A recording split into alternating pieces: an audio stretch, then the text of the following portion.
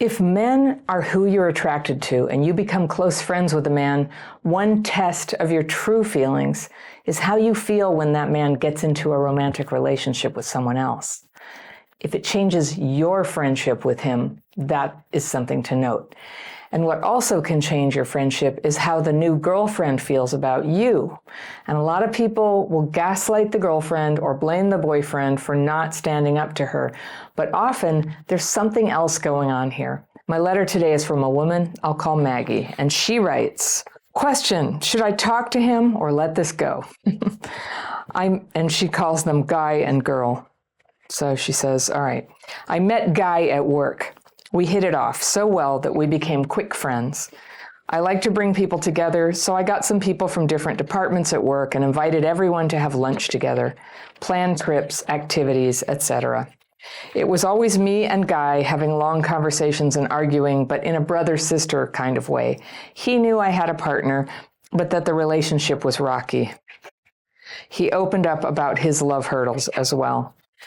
One day, I met Girl. We got close because I was there for her when she was going through a breakup from a relationship that lasted 7 years. She and I became good friends too, and the three of us, Guy, Girl, and me, would hang out a lot. We were the solid three in the big group. One day, Guy told me that he and Girl were together. I was honest. I was afraid that our trio would not be a trio anymore, and that I would slowly be left out.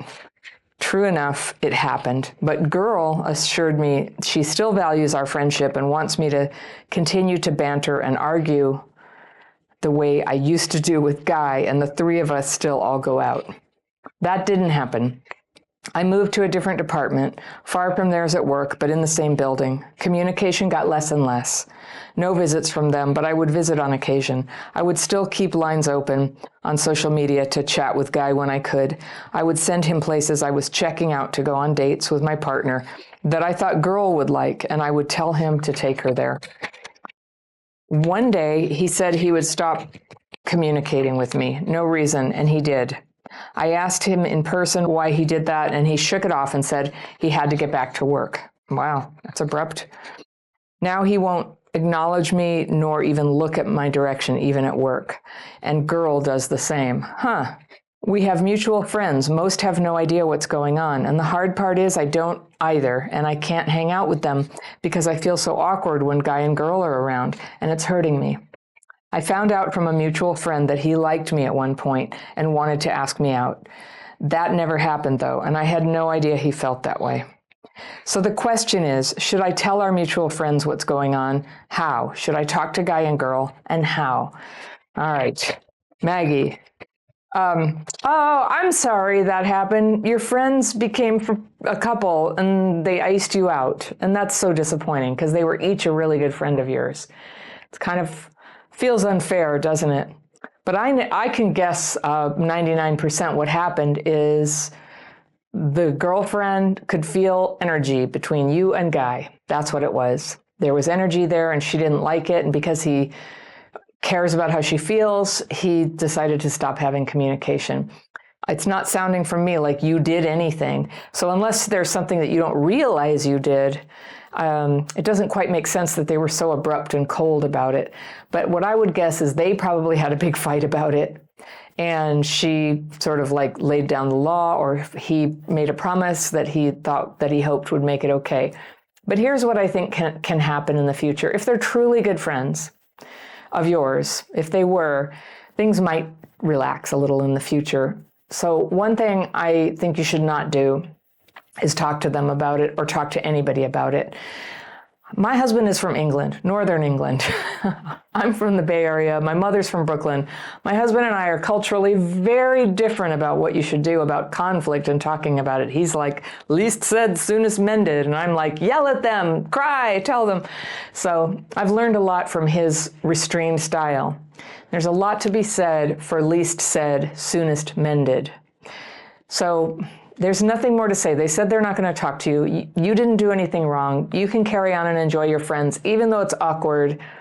It can help situations. It really can. This isn't very kind of them, but it's the guy-girl dynamic with you. That's what I think it is. And I think you called your letter to me, you gave it a subject heading of third wheel turned to love triangle. Yeah, you first you became the third wheel, and then I think the girlfriend found out he had feelings for you. This may not be the end of the story. For all we know, I don't know, but you have a partner. You were telling some guy at work about your relationship being rocky. So, all of this, it's not like a felony, but it might be a misdemeanor of, things that are sort of like, over the line for office friendships. And so whenever a man and a woman become very close friends, and the man and the woman are both straight, this is going to come up if one of them has a partner. It's very rare that it wouldn't.